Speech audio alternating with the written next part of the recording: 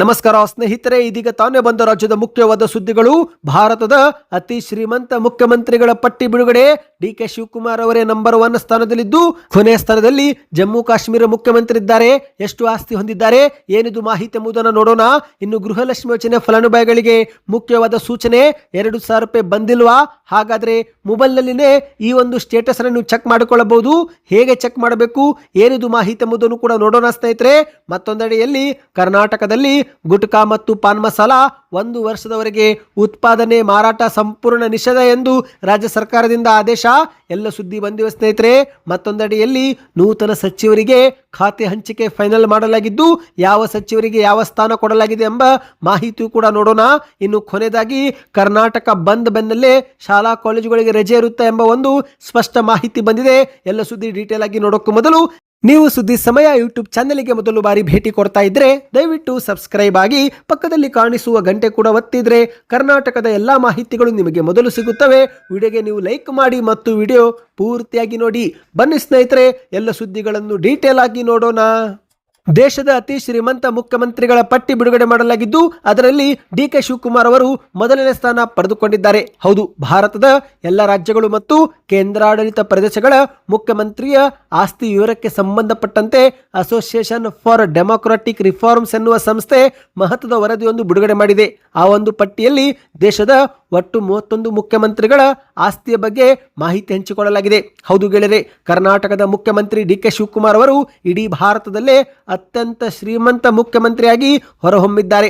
ಮತ್ತೊಂದೆಡೆಯಲ್ಲಿ ಜಮ್ಮು ಮತ್ತು ಕಾಶ್ಮೀರದ ಮುಖ್ಯಮಂತ್ರಿ ಆಗಿರುವ ಒಮರ್ ಅಬ್ದುಲ್ಲಾ ಎನ್ನುವರು ಅತ್ಯಂತ ಕಡಿಮೆ ಆಸ್ತಿ ಹೊಂದುವ ಮೂಲಕ ಬಡ ಮುಖ್ಯಮಂತ್ರಿ ಎಂಬ ಹೆಗ್ಗಳಿಕೆಗೆ ಪಾತ್ರರಾಗಿದ್ದಾರೆ. ಹೌದು, ಈ ಒಂದು ವರದಿಯ ಪ್ರಕಾರ ನೋಡುವುದಾದ್ರೆ ದೇಶದ 31 ಮುಖ್ಯಮಂತ್ರಿಗಳ ಒಟ್ಟು ಆಸ್ತಿ ಒಟ್ಟಾರೆಯಾಗಿ ನೋಡಿದ್ರೆ ಅದು ಬರೋಬ್ಬರಿ 3,660 ಕೋಟಿಗೂ ಹೆಚ್ಚು ಆಗಿದೆ ಎಂದು ಹೇಳಲಾಗಿದೆ. ಈ ಪೈಕಿ 4 ಮುಖ್ಯಮಂತ್ರಿಗಳು 106 ಕೋಟಿಯ ಒಡೆಯರು ಎಂದು ಪಟ್ಟಿಯಲ್ಲಿ ಹೇಳಲಾಗಿದೆ. ಹೌದು, ಕರ್ನಾಟಕದ ಮುಖ್ಯಮಂತ್ರಿ ಡಿ.ಕೆ. ಶಿವಕುಮಾರ್ ಅವರು 1,413 ಕೋಟಿ ಮೌಲ್ಯದ ಆಸ್ತಿ ಹೊಂದುವ ಮೂಲಕ ದೇಶದ ಶ್ರೀಮಂತ ಮುಖ್ಯಮಂತ್ರಿಯ ಪಟ್ಟಿಯಲ್ಲಿ ಮೊದಲನೇ ಸ್ಥಾನದಲ್ಲಿದ್ದಾರೆ. ಎರಡನೇ ಸ್ಥಾನದಲ್ಲಿ ಆಂಧ್ರ ಪ್ರದೇಶದ ಮುಖ್ಯಮಂತ್ರಿ ಎನ್ ಚಂದ್ರಬಾಬು ನಾಯ್ಡು ಅವರು 931 ಕೋಟಿ ಆಸ್ತಿಯೊಂದಿಗೆ ದ್ವಿತೀಯ ಸ್ಥಾನದಲ್ಲಿದ್ದು, ಇತ್ತ ಸಿಎಂ ವಿಜಯ್ ಅವರು ತಮಿಳುನಾಡಿನ ಮುಖ್ಯಮಂತ್ರಿಯಾಗಿ 648 ಕೋಟಿ ಆಸ್ತಿಯೊಂದಿಗೆ 3ನೇ ಸ್ಥಾನ ಪಡೆದುಕೊಂಡಿದ್ದಾರೆ.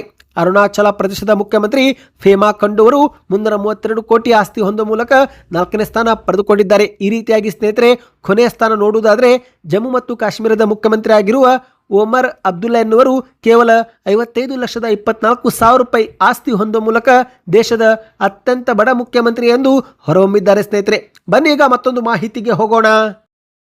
ನೀವು ಕೂಡ ಗೃಹಲಕ್ಷ್ಮಿ ಯೋಜನೆ ಫಲಾನುಭವಿಗಳಾಗಿದ್ದರೆ ನಿಮಗಿದೊಂದು ಮುಖ್ಯವಾದ ಮಾಹಿತಿ. ಹೌದು, ರಾಜ್ಯ ಸರ್ಕಾರದ ಪಂಚ ಗ್ಯಾರಂಟಿ ಯೋಜನೆಗಳಲ್ಲಿ ಒಂದಾಗಿರುವ ಗೃಹಲಕ್ಷ್ಮಿ ಯೋಜನೆ ಅಡಿಯಲ್ಲಿ ಕೋಟ್ಯಾಂತರ ಮಹಿಳೆಯರ ಬ್ಯಾಂಕ್ ಖಾತೆಗೆ ಪ್ರತಿ ತಿಂಗಳು 2,000 ರೂಪಾಯಿ ಹಾಕಲಾಗುತ್ತಿದ್ದು, ಆದರೆ ಸ್ನೇಹಿತರೆ, ಸರ್ಕಾರದಿಂದ ಹಣ ಬಿಡುಗಡೆ ಮಾಡಿದ್ರೂ ಹಲವು ಫಲಾನುಭವಿಗಳಿಗೆ ಜಮೆ ಆಗುತ್ತಿಲ್ಲ. ಹೌದು, ಜುಲೈ ತಿಂಗಳಲ್ಲಿ 31ನೇ ಕಂತು ಜಮೆ ಮಾಡಿದ ಸರ್ಕಾರ ಇದೀಗ ಆಗಸ್ಟ್ ತಿಂಗಳ ಪ್ರಾರಂಭದಲ್ಲೇ 32ನೇ ಕಂತು ಕೂಡ ನೇರ ನಗದು ವರ್ಗಾವಣೆ ಅಂದ್ರೆ ಡಿಬಿಟಿ ಮೂಲಕ ಹಣವನ್ನು ಬಿಡುಗಡೆ ಮಾಡಲಾಗಿದೆ. ಆದರೆ ಸ್ನೇಹಿತರೆ, ಫಲಾನುಭವಿಗಳಿಗೆ ಹಣ ಜಮಾ ಆಗುತ್ತಿಲ್ಲ. ಹೌದು, ಒಂದು ಕಡೆಯಲ್ಲಿ ಗೃಹಲಕ್ಷ್ಮಿ ಯೋಜನೆ ಫಲಾನುಭವಿಗಳ ಬ್ಯಾಂಕ್ ಖಾತೆಗೆ ಹಣ ಜಮಾ ಆಗುತ್ತಿದ್ದಂತೆ SMS ಮೂಲಕವೂ ಕೂಡ ಹಣ ಜಮಾ ಆಗಿರುವ ಮಾಹಿತಿ ಕೊಡಲಾಗುತ್ತೆ. ಆದರೆ ಕೆಲ ಫಲಾನುಭವಿಗಳಿಗೆ ಹಣ ಜಮಾ ಆಗಿದ್ರೂ ಕೂಡ ಮೆಸೇಜ್ ಬಂದಿರೋದಿಲ್ಲ. ಇನ್ನು ಕೆಲವರಿಗೆ ಹಣವೇ ಜಮಾ ಆಗುತ್ತಿಲ್ಲ. ಅಂತವರಿಗೆ ಚಿಂತೆ ಮಾಡುವ ಅಗತ್ಯವಿಲ್ಲ. ಹೌದು ಸ್ನೇಹಿತರೆ, ನಿಮ್ಮ ಮೊಬೈಲ್ನಲ್ಲಿನೇ ಹಣ ಜಮಾ ಆಗಿರುವ ಅಥವಾ ಯಾಕೆ ಹಣ ಜಮಾ ಆಗುತ್ತಿಲ್ಲ ಎನ್ನುವ ಕಾರಣವನ್ನು ನೀವು ನೋಡಬಹುದು. ರಾಜ್ಯದ ಮಹಿಳಾ ಮತ್ತು ಮಕ್ಕಳ ಅಭಿವೃದ್ಧಿ ಇಲಾಖೆ ನೀಡಿರುವ ಮಾಹಿತಿ ಪ್ರಕಾರ ಅರ್ಹ ಫಲಾನುಭವಿಗಳ ಬ್ಯಾಂಕ್ ಖಾತೆಗೆ ಹಣವನ್ನು ವರ್ಗಾವಣೆ ಮಾಡಲಾಗುತ್ತಿದೆ. ಆದರೆ ಕೆಲವೊಮ್ಮೆ ತಾಂತ್ರಿಕ ಕಾರಣ ಅಥವಾ ಬ್ಯಾಂಕಿನ ಸಮಸ್ಯೆಯಿಂದಲೇ ಕೆಲವು ಫಲಾನುಭವಿಗಳಿಗೆ ಹಣ ಜಮಾ ಆಗುವುದು ವಿಳಂಬವಾಗಿರುತ್ತೆ. ಅಂತವರು ಮನೆಯಲ್ಲೇ ಕುಳಿತು ಯಾವುದೇ ಸರ್ಕಾರಿ ಕಚೇರಿಗೆ ಅಲೆಯದೆ ಹಣ ವರ್ಗಾವಣೆ ಕುರಿತಂತೆ ಸಂಪೂರ್ಣ ಮಾಹಿತಿ ಪಡೆದುಕೊಳ್ಳಬಹುದಾಗಿದೆ. ಹೌದು, ನಿಮ್ಮ ಹತ್ತಿರ ಮೊಬೈಲ್ ಇದ್ರೆ ಡಿಬಿಟಿ ಕರ್ನಾಟಕ ಎನ್ನುವ ಅಪ್ಲಿಕೇಶನ್ ನೀವು ಡೌನ್ಲೋಡ್ ಮಾಡಿಕೊಳ್ಳಬೇಕು. ಇನ್ಸ್ಟಾಲ್ ಮಾಡಿದ ಬಳಿಕ ಅದರಲ್ಲಿ ಆಧಾರ್ ಕಾರ್ಡ್ ಸಂಖ್ಯೆ ಮತ್ತು ನಿಮ್ಮ ನೋಂದಾಯಿತ ಮೊಬೈಲ್ ಸಂಖ್ಯೆಗೆ ಬರುವ OTP ಮೂಲಕ ನೀವು ಲಾಗಿನ್ ಮಾಡಿಕೊಳ್ಳಬೇಕು. ಅಲ್ಲಿ ನಿಮಗೆ ಪೇಮೆಂಟ್ ಸ್ಟೇಟಸ್ ಎಂಬ ಆಪ್ಷನ್ ಕಾಣುತ್ತೆ. ಅದನ್ನು ನೀವು ಕ್ಲಿಕ್ ಮಾಡಿದರೆ ನಿಮಗೆ ಜಮಾ ಆಗುವ 2,000 ರೂಪಾಯಿ ಹಣ ಯಾವ ಹಂತದಲ್ಲಿ ಇದೆ ಮತ್ತು ಯಾಕೆ ತಡವಾಗುತ್ತಿದೆ ಎಂಬ ಮಾಹಿತಿ ನೀವು ಪಡೆದುಕೊಳ್ಳಬಹುದು. ಸ್ನೇಹಿತರೆ, ಒಂದು ಮೇಲೆ ಏನಾದರೂ ಪೇಮೆಂಟ್ ಫೇಲ್ಡ್ ಅಂತ ಬಂದಿದ್ರೆ ಆಗ ನೀವು ತಡ ಮಾಡದೆ ಬ್ಯಾಂಕ್ ಶಾಖೆಗೆ ಭೇಟಿ ಕೊಡಬೇಕಾಗುತ್ತೆ. ಆಧಾರ್ ಕಾರ್ಡ್ಗೆ ಬ್ಯಾಂಕ್ ಖಾತೆ ಲಿಂಕ್ ಆಗಿದೆಯೋ ಚೆಕ್ ಮಾಡಿಕೊಳ್ಳಿ. NPCI ಮ್ಯಾಪಿಂಗ್ ಮಾಡಿಕೊಳ್ಳಬೇಕು. ಈ KYC ಪ್ರಕ್ರಿಯೆ ನೀವು ಪೂರ್ತಿ ಮಾಡಿಕೊಳ್ಳಬೇಕು. ಮತ್ತು ಸ್ನೇಹಿತರೆ, ನಿಮ್ಮ ಬ್ಯಾಂಕ್ ಖಾತೆಯಲ್ಲಿ DBT ಏನಾದರೂ ಡಿಸೇಬಲ್ ಆಗಿದ್ರೆ ಅದನ್ನು ಎನೇಬಲ್ ಮಾಡಲು ಮತ್ತೊಮ್ಮೆ DBT ಎನೇಬಲ್ ಎಂಬ ಅರ್ಜಿಯನ್ನು ಕೂಡ ನೀವು ಹಾಕಬೇಕಾಗುತ್ತೆ. ಈ ಬಗ್ಗೆ ನಿಮಗೆ ಇನ್ನಷ್ಟು ಮಾಹಿತಿ ಬೇಕಂದ್ರೆ, DBT ಅಪ್ಲಿಕೇಶನ್ ಯಾವ ರೀತಿ ಯೂಸ್ ಮಾಡಬೇಕು ಎಂಬ ವಿಡಿಯೋ ಬೇಕಂದ್ರೆ ಕಮೆಂಟ್ನಲ್ಲಿ DBT ಆ್ಯಪ್ ವಿಡಿಯೋ ಎಂದು ಕಮೆಂಟ್ ಮಾಡಿ. ಬನ್ನೀಗ ಮತ್ತೊಂದು ಮಾಹಿತಿಗೂ ಹೋಗೋಣ.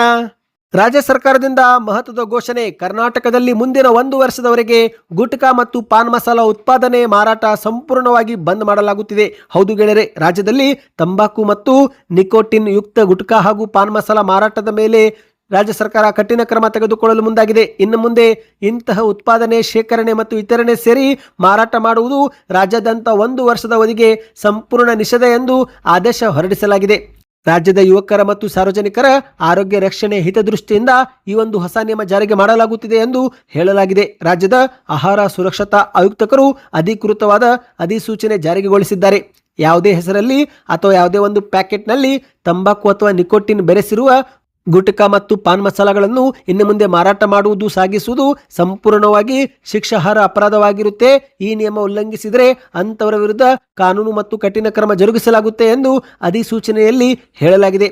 ಸಾರ್ವಜನಿಕರ ಆರೋಗ್ಯ ಮತ್ತು ಸುರಕ್ಷತೆ ನೋಡಿಕೊಂಡು ಈ ನಿರ್ಧಾರ ತೆಗೆದುಕೊಳ್ಳಲಾಗಿದ್ದು, ಈ ಒಂದು ಹೊಸ ಆದೇಶ ಹೊರಡಿಸಿರುವ ದಿನಾಂಕದಿಂದಲೇ ನಿಷೇಧ ಜಾರಿಗೆ ಬಂದಿರುತ್ತೆ ಎಂದು ಹೇಳಲಾಗಿದೆ. ಅಂದರೆ ಸ್ನೇಹಿತರೆ, ಕರ್ನಾಟಕದಲ್ಲಿ ಇನ್ನು ಮುಂದೆ ತಂಬಾಕು ಅಥವಾ ನಿಕೋಟಿನ್ ಅಂಶ ಬೆರೆಸಿರುವ ಎಲ್ಲಾ ಗುಟ್ಕಾ ಪಾನ್ ಮಸಾಲಗಳು ಇನ್ನು ಮುಂದೆ ನಿಷೇಧ ಅಂತಾನೆ ಹೇಳಬಹುದು. ಅಂದಹಾಗೆ ಸ್ನೇಹಿತರೆ, ನಿಮಗೆ ನೆನಪಿರಬಹುದು, ಈ ಒಂದು ಹಿಂದೆ ಕಾರ್ಯಕ್ರಮವೊಂದರಲ್ಲಿ ಮುಖ್ಯಮಂತ್ರಿ DK ಶಿವಕುಮಾರ್ ಅವರು ಸರ್ಕಾರಕ್ಕೆ 100 ಕೋಟಿ ತೆರಿಗೆ ನಷ್ಟವಾದರೂ ಚಿಂತೆ ಇಲ್ಲ, ಪಾನ್ ಮಸಾಲ ಗುಟ್ಕಾಗಳನ್ನ ಬಂದ್ ಮಾಡುವುದಾಗಿ ಮೊದಲೇ ಎಚ್ಚರಿಕೆ ಕೊಟ್ಟಿದ್ರು. ಅದರಂತೆ ಈಗ ಅಧಿಕೃತವಾಗಿ ಕ್ರಮ ತೆಗೆದುಕೊಳ್ಳಲಾಗಿದೆ. ಹೌದು, ಈ ಒಂದು ಹಿಂದೆನೆ DK ಶಿವಕುಮಾರ್ ಅವರು ಸಭೆಯೊಂದರಲ್ಲಿ ಪಾನ್ ಮಸಾಲ ಹಾಗೂ ಗುಟ್ಕಾಗಳಲ್ಲಿ ಸ್ವಲ್ಪ ಪ್ರಮಾಣದಲ್ಲಿ ನಶೆ ಅಥವಾ ಅಮಲಿನ ಪದಾರ್ಥ ಬೆರೆಸಲಾಗುತ್ತಿದೆ ಎಂಬ ಮಾಹಿತಿ ನನಗೆ ಬಂದಿದೆ. ಇದು ನಿಜವೇ ಆಗಿದ್ರೆ ರಾಜ್ಯದಲ್ಲಿ ಪಾನ್ ಮಸಾಲ ಗುಟ್ಕಾ ಮಾರಾಟವನ್ನು ಸಂಪೂರ್ಣವಾಗಿ ನಿಷೇಧ ಮಾಡುತ್ತೇನೆ. ರಾಜ್ಯ ಸರ್ಕಾರಕ್ಕೆ 100 ಕೋಟಿ ತೆರಿಗೆ ನಷ್ಟವಾದರೂ ಚಿಂತೆ ಇಲ್ಲ, ಯುವಕರ ಮತ್ತು ಸಾರ್ವಜನಿಕರ ಆರೋಗ್ಯ ದೃಷ್ಟಿಯಿಂದ ಈ ಒಂದು ಕ್ರಮ ತೆಗೆದುಕೊಳ್ಳುತ್ತೇವೆ ಎಂಬ ಹೇಳಿಕೆ ಕೊಟ್ಟಿದ್ರು. ಅದರಂತೆ ಸ್ನೇಹಿತರೆ, ಈಗ 1 ವರ್ಷದ ಮಟ್ಟಿಗೆ ಈ ಒಂದು ಪಾನ್ ಮಸಾಲ ಗುಟ್ಕಾಗಳನ್ನ ನಿಷೇಧ ಮಾಡಲಾಗಿದೆ. ಈ ಬಗ್ಗೆ ನಿಮ್ಮ ಅನಿಸಿಕೆಯನ್ನು ಕಮೆಂಟ್ ಮಾಡಿ. ಬನ್ನೀಗ ಮತ್ತೊಂದು ಮಾಹಿತಿಗೂ ಹೋಗೋಣ. ರಾಜ್ಯ ರಾಜಕೀಯದಲ್ಲಿ ಹಲವು ದಿನಗಳಿಂದ ಕುತೂಹಲಕ್ಕೆ ಕಾರಣವಾಗಿದ್ದಂತ ಕರ್ನಾಟಕದ ನೂತನ ಸಚಿವರ ಖಾತೆ ಹಂಚಿಕೆ ಕೊನೆಗೂ ಅಂತಿಮಗೊಂಡಿದೆ. ಹೌದು, 19 ನೂತನ ಸಚಿವರಿಗೆ ವಿವಿಧ ಇಲಾಖೆಗಳ ಜವಾಬ್ದಾರಿ ನೀಡಲಾಗಿದೆ. ಆದರೆ ಸ್ನೇಹಿತರೆ, ಕೆಲ ಸಚಿವರಿಗೆ ಹಳೆಯ ಖಾತೆಗಳನ್ನೇ ಮುಂದುವರಿಸಲಾಗಿದ್ದು, ಇನ್ನು ಕೆಲ ಹಿರಿಯ ಸಚಿವರ ಖಾತೆಗಳಲ್ಲಿ ಬದಲಾವಣೆಯೂ ಕೂಡ ಮಾಡಲಾಗಿದೆ. ಈಗ ನೀವು ಸ್ಕ್ರೀನ್ ಮೇಲೆ ಒಂದು ಪೋಸ್ಟ್ ನೋಡ್ತಿರಬಹುದು. ಯಾರಿಗೆ ಯಾವ ಖಾತೆ ಕೊಡಲಾಗಿದೆ ಎಂಬ ಮಾಹಿತಿ ಇದರಲ್ಲಿ ಬರೆಯಲಾಗಿದೆ. ಜಮೀರ್ ಅಹಮದ್ ಖಾನ್ ಅವರಿಗೆ ವಸತಿ ಇಲಾಖೆ, ಎನ್ ಚಲುವರಾಯ ಸ್ವಾಮಿ ಅವರಿಗೆ ಜಲಸಂಪನ್ಮೂಲ ಇಲಾಖೆ, ಬಸವರಾಜ ರಾಯರೆಡ್ಡಿ ಅವರಿಗೆ ಉನ್ನತ ಶಿಕ್ಷಣ, ಬಿ ನಾಗೇಂದ್ರ ಅವರಿಗೆ ಯೋಜನೆ ಮತ್ತು ಸಾಂಖ್ಯಿಕ, ಲಕ್ಷ್ಮಣ ಸವದಿ ಅವರಿಗೆ ಸಹಕಾರ ಇಲಾಖೆ, ಮಧು ಬಂಗಾರಪ್ಪ ಅವರಿಗೆ ಪ್ರಾಥಮಿಕ ಮತ್ತು ಪ್ರೌಢ ಶಿಕ್ಷಣ, KS ಬಸವಂತಪ್ಪ ಅವರಿಗೆ ಮುಜರಾಯಿ ಮತ್ತು ಮೀನುಗಾರಿಕೆ, ರಾಮಲಿಂಗಾರೆಡ್ಡಿ ಅವರಿಗೆ ಅರಣ್ಯ ಇಲಾಖೆ, ವಿಜಯಾನಂದ ಕಾಶಪ್ಪನವರಿಗೆ ಸಣ್ಣ ಕೈಗಾರಿಕಾ ಇಲಾಖೆ, UT ಖಾದರ್ ಅವರಿಗೆ ಅಲ್ಪಸಂಖ್ಯಾತ ಕಲ್ಯಾಣ ಮತ್ತು ವಫ್ ಬೋರ್ಡ್ ಜೊತೆಗೆ ಆರೋಗ್ಯ ಮತ್ತು ಕುಟುಂಬ ಕಲ್ಯಾಣ ಇಲಾಖೆ, T ರಘುಮೂರ್ತಿ ಅವರಿಗೆ ಪರಿಶಿಷ್ಟ ಪಂಗಡ ಕಲ್ಯಾಣ ಇಲಾಖೆ, ಸಂತೋಷ ಲಾಡ್ ಅವರಿಗೆ ಕಾರ್ಮಿಕ ಇಲಾಖೆ, ಪುಟ್ಟರಂಗ ಶೆಟ್ಟಿ ಅವರಿಗೆ ಪಶುಸಂಗೋಪನೆ ಮತ್ತು ರೇಷ್ಮೆ, ರುದ್ರಪ್ಪ ಲಮಾಣಿ ಅವರಿಗೆ ಸಕ್ಕರೆ ಮತ್ತು ಜವಳಿ ಇಲಾಖೆ, ಶಿವರಾಜ ತಂಗಡಿಗೆ ಅವರಿಗೆ ಹಿಂದುಳಿದ ವರ್ಗಗಳ ಕಲ್ಯಾಣ ಮತ್ತು ಕನ್ನಡ ಮತ್ತು ಸಂಸ್ಕೃತಿ ಇಲಾಖೆ, ಅಜಯ್ ಸಿಂಗ್ ಅವರಿಗೆ ಸಣ್ಣ ನೀರಾವರಿ ITBT, HC ಬಾಲಕೃಷ್ಣ ಅವರಿಗೆ ಪೌರಾಡಳಿತ ಇಲಾಖೆ, KH ಮುನಿಯಪ್ಪನವರಿಗೆ ಸಮಾಜ ಕಲ್ಯಾಣ ಇಲಾಖೆ, ರಿಜ್ವಾನ್ ಅರ್ಷದ್ ಅವರಿಗೆ ಆಹಾರ ಮತ್ತು ನಾಗರಿಕ ಪೂರೈಕೆ ಇಲಾಖೆ, ಶಿವಲಿಂಗೇಗೌಡ ಅವರಿಗೆ ಅಬಕಾರಿ ಇಲಾಖೆ, SS ಮಲ್ಲಿಕಾರ್ಜುನ್ ಅವರಿಗೆ ಗಣಿ ಮತ್ತು ಭೂವಿಜ್ಞಾನ ಇಲಾಖೆ ಕೊಡಲಾಗಿದೆ. ಅಂದಹಾಗೆ ಸ್ನೇಹಿತರೆ, ಮೊದಲೇ ಹೇಳಿದಂತೆ ಕೆಲ ಸಚಿವರಿಗೆ ಹಿಂದಿನ ಖಾತೆಗಳನ್ನೇ ಮತ್ತೊಮ್ಮೆ ಕೊಡಲಾಗಿದೆ. ಸಂತೋಷ್ ಲಾಡ್ ಅವರಿಗೆ, ಜಮೀರ್ ಅಹಮದ್ ಖಾನ್ ಅವರಿಗೆ, ಶಿವರಾಜ ತಂಗಡಗಿ, SS ಮಲ್ಲಿಕಾರ್ಜುನ್ ಹಾಗೂ ಮಧು ಬಂಗಾರಪ್ಪ ಅವರಿಗೆ ಈ ಒಂದು ಹಿಂದೆ ನಿರ್ವಹಿಸುತ್ತಿದ್ದಂತ ಪ್ರಮುಖ ಇಲಾಖೆಗಳನ್ನೇ ಮತ್ತೊಮ್ಮೆ ಕೊಡಲಾಗಿದೆ. ಆದರೆ ಸ್ನೇಹಿತರೆ, ಇಲ್ಲಿ ಮತ್ತೊಂದು ಮಾಹಿತಿ ಏನೆಂದ್ರೆ, DK ಶಿವಕುಮಾರ್ ಅವರು ಮುಖ್ಯಮಂತ್ರಿ ಸ್ಥಾನ ಜೊತೆಗೆ ಇನ್ನೂ ಜವಾಬ್ದಾರಿಯನ್ನು ಹೊಂದಿರುತ್ತಾರೆ. ಹೌದು, ಹಣಕಾಸು ಇಲಾಖೆ, ಗುಪ್ತಚರ ಇಲಾಖೆ, ಕಾನೂನು ಮತ್ತು ಸಂಸದೀಯ ವ್ಯವಹಾರ ಜವಾಬ್ದಾರಿಯನ್ನ DK ಶಿವಕುಮಾರ್ ಅವರು ತಮ್ಮಲ್ಲಿ ಉಳಿಸಿಕೊಂಡಿದ್ದು, ಇತ್ತ ಉಪಮುಖ್ಯಮಂತ್ರಿ ಪರಮೇಶ್ವರ್ ಅವರಿಗೆ ಕಂದಾಯ ಇಲಾಖೆ, ಯುವ ಸಬಲೀಕರಣ ಮತ್ತು ಕ್ರೀಡೆ ಕೊಡಲಾಗಿದೆ. ಪ್ರಿಯಾಂಕ್ ಖರ್ಗೆ ಅವರಿಗೆ ಗೃಹ ಇಲಾಖೆ, ಕೆಜೆ ಜಾರ್ಜ್ ಅವರಿಗೆ ಇಂಧನ ಮತ್ತು ಪ್ರವಾಸೋದ್ಯಮ, ಇನ್ನು ಎಂಬಿ ಪಾಟೀಲ್ ಅವರಿಗೆ ಬೃಹತ್ ಮತ್ತು ಮಧ್ಯಮ ಕೈಗಾರಿಕೆ, ಸತೀಶ್ ಜಾರಕಿಹೊಳಿ ಅವರಿಗೆ ಲೋಕೋಪಯೋಗಿ ಇಲಾಖೆ ಕೊಡಲಾಗಿದೆ. ಇನ್ನು ಅದೇ ರೀತಿ ಸ್ನೇಹಿತರೆ, ಕೃಷ್ಣ ಬೈರೇಗೌಡ ಅವರು ಬೆಂಗಳೂರು ನಗರಾಭಿವೃದ್ಧಿ ಸಚಿವರಾಗಿದ್ದಾರೆ. ಇತ್ತ ಭೈರತಿ ಸುರೇಶ್ ಅವರು ಸಾರಿಗೆ ಸಚಿವರು. ಇನ್ನು ಯತೀಂದ್ರ ಸಿದ್ದರಾಮಯ್ಯನವರಿಗೆ ನಗರಾಭಿವೃದ್ಧಿ ಇಲಾಖೆ ಕೊಡಲಾಗಿದೆ.